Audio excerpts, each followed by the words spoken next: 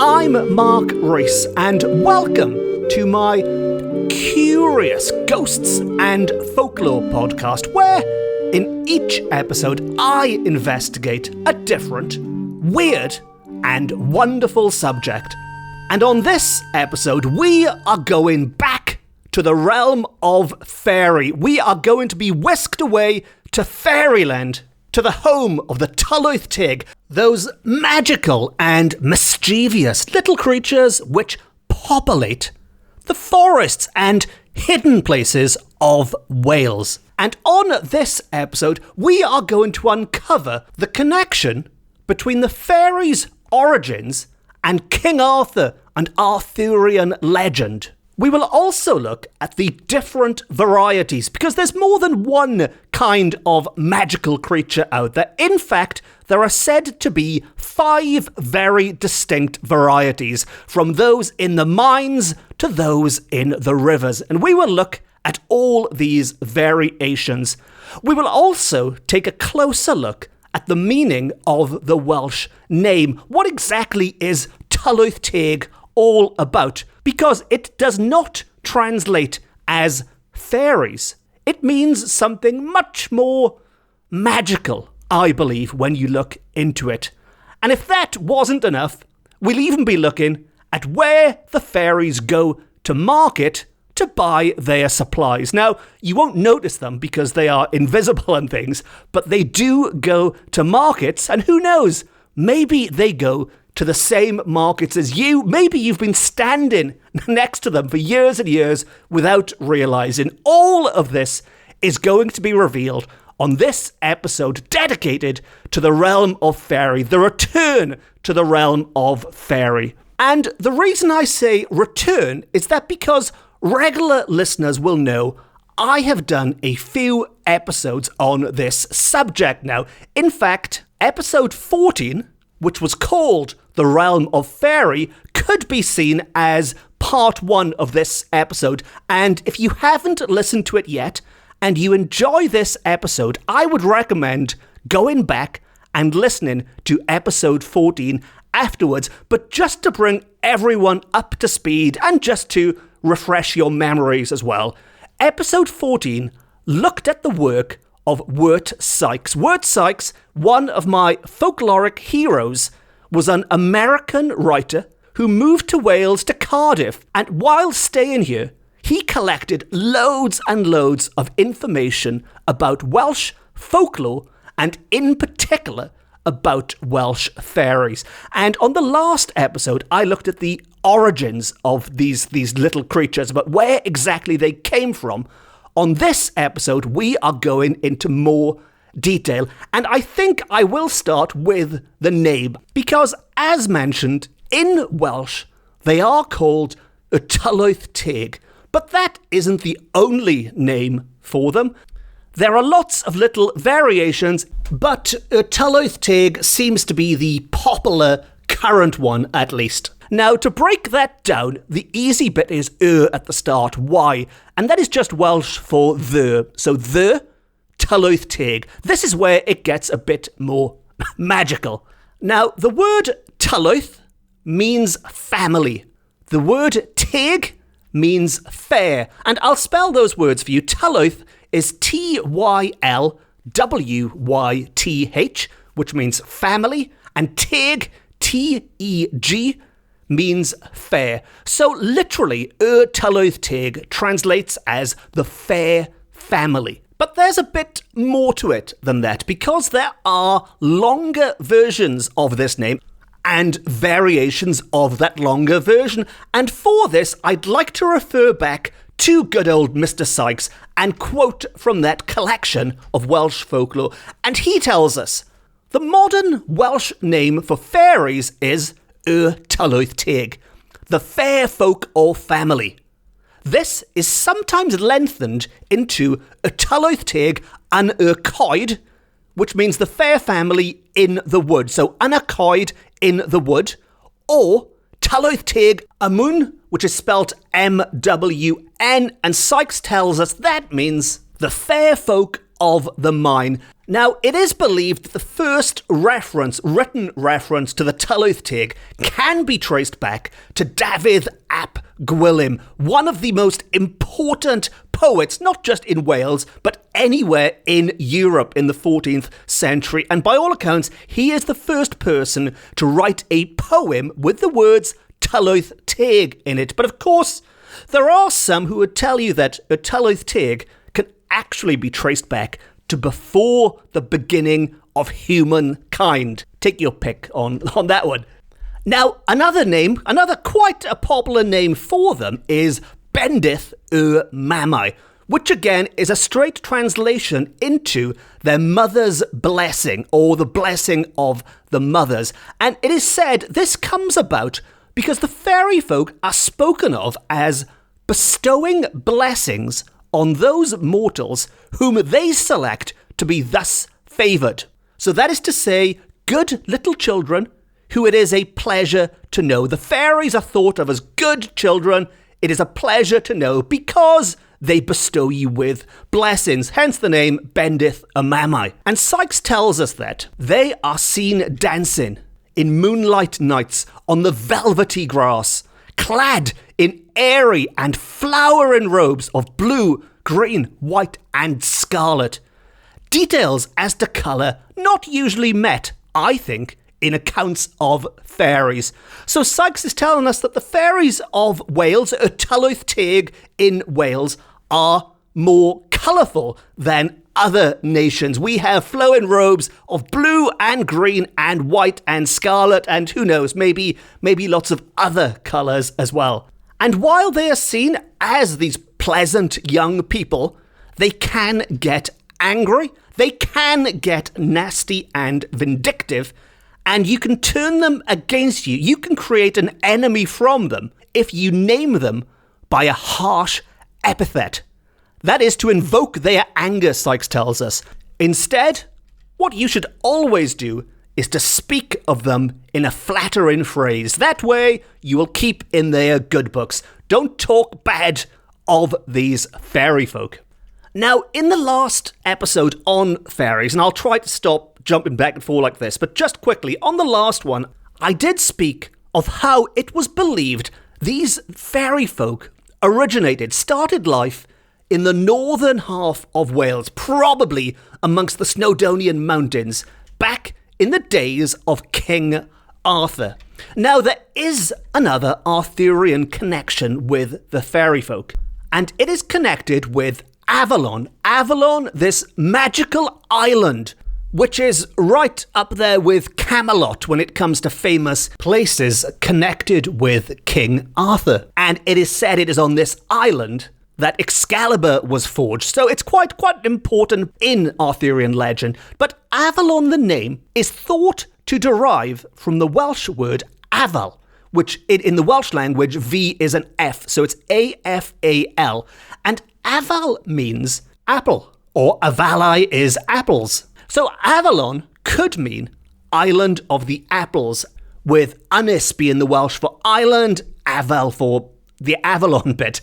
And the origins of Avalon really is a talk for another day. But the reason I mention it now is that Sykes talks of these mystical islands in the green meadows of the sea. And Arthur wasn't the only one out there on his Avalon. In the triads, they were referred to as the Gwerddonau Llion. And many extraordinary superstitions survive with regard these islands. They were supposed to be the abode of the souls of certain druids who, not holy enough to enter the heaven of the Christians, were still not wicked enough to be condemned to the tortures of Annwn, with Annwn, A-N-N-W-N, being a word from Welsh mythology, which means otherworld, but which is often used interchangeably with hell, this idea of hell, and it doesn't strictly mean hell, but in this respect, if we think of it as a hellish place. But they were not bad enough to be condemned to Annwn, to hell, and so were accorded a place in this romantic sort of purgatorial paradise, which sounds like a contradiction to me, a purgatorial paradise. But there you go. I mean, it's a heck of a lot better than hell, I imagine. And Sykes tells us that in the 5th century, the British king Gavran, in search of these enchanted islands with his family, sailed away into the unknown waters and was never heard of more. Now, this voyage is commemorated in the Triads as one of the 3 losses by disappearance, the other 2 being Merlin's and Madog's. Merlin sailed away in a ship of glass. Madog sailed in search of America, and neither returned, but both disappeared forever. In Pembrokeshire and southern Carmarthenshire are to be found traces of this belief. Now, bear with me, the fairies are coming into this now. I know I'm going off on one about the souls of druids and Merlin sailing off on a boat made of glass and Madog. Madog is a fascinating character, by the way. If you get a chance, have a quick look on the internet. There are some great articles about Madog, or Madoc rather, out there, who folklore tells us is the Welshman who really discovered America back in 1170. So apologies to anyone from Genoa listening who might think, well, no, it was our Christopher Columbus, but apologies, it was a Welshman 300 years before Columbus who discovered America.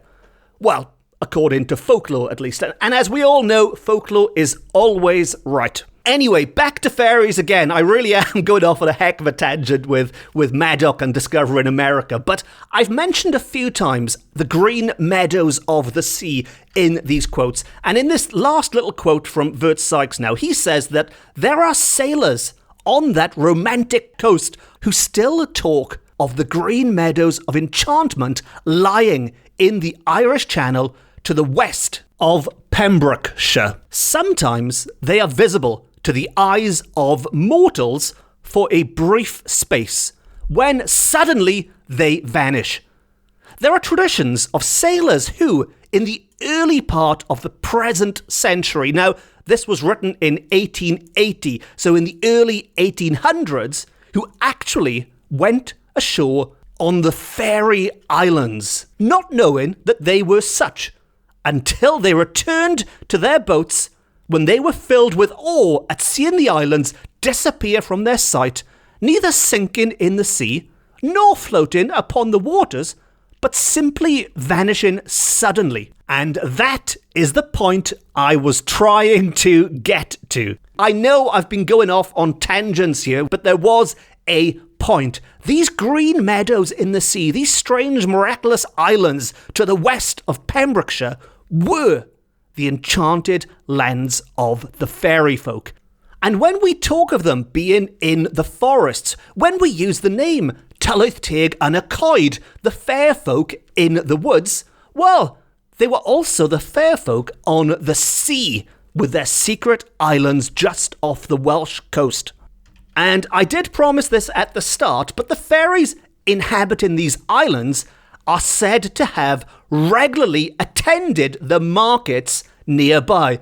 And there are 2 markets in particular which anyone living in West Wales might well be familiar with. But it was at these 2 markets that the Tylwyth Teg made their purchases without speaking. They laid down their money and departed, always leaving the exact sum required. So back before contactless payment, the fairies had the money counted ready. They knew how much it would cost without any words being spoken. Bang, there's your money, thank you very much. Sometimes they were invisible, and Sykes doesn't expand on this, but I guess you would just find some of your stock missing maybe and find a pile of money there. So they didn't steal while they were invisible, but you didn't notice the transaction taking place. But they were often seen, he does tell us, by sharp-eyed persons.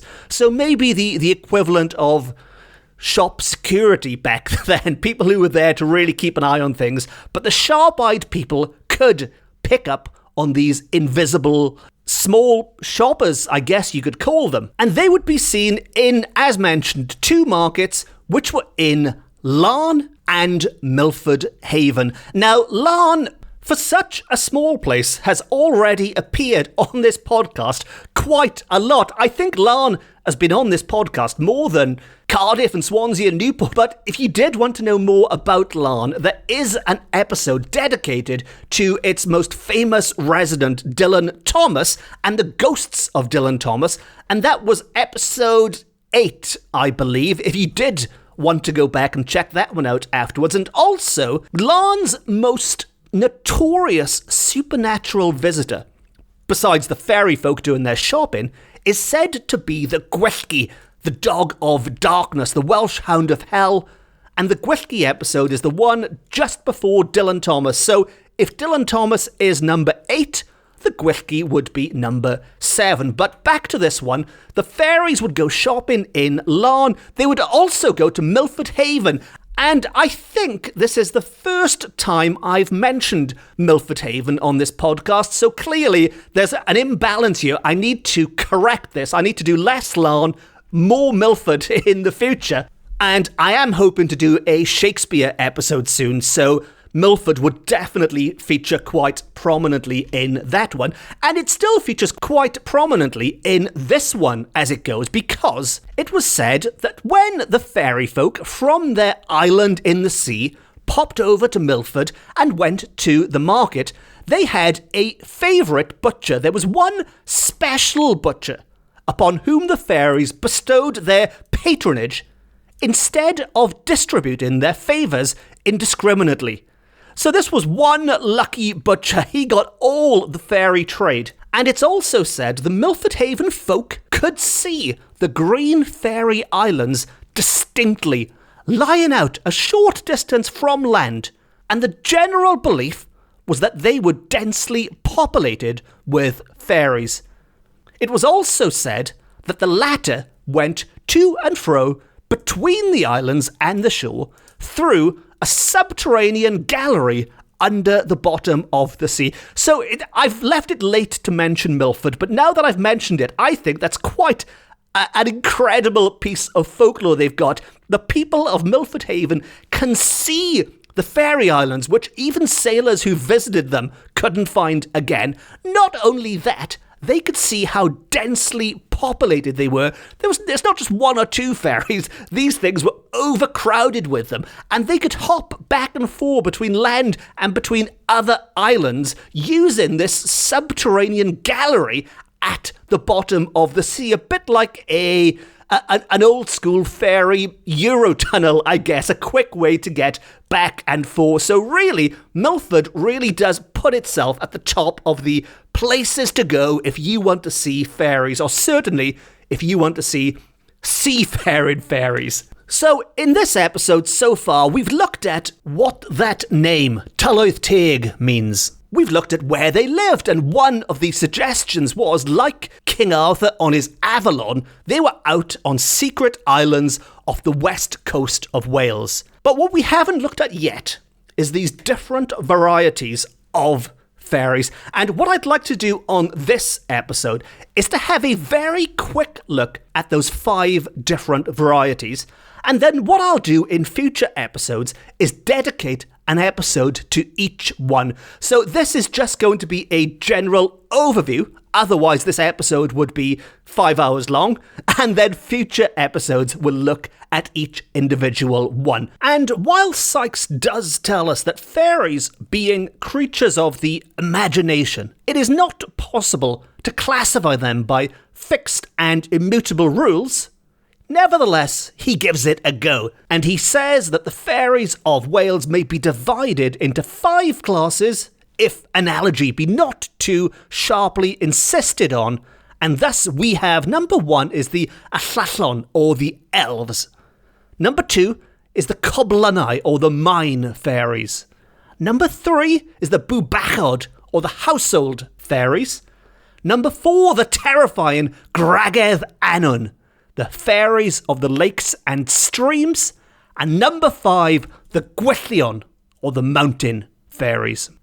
And as mentioned, I will have upcoming episodes dedicated to each one. We will have an episode on the elves, the Avalon, the mine fairies, the Coblynau, the household fairies, the Bw Bachod, the fairies of the lakes and streams, the Gragedd Annwn, and the mountain fairies, the Gwyllion.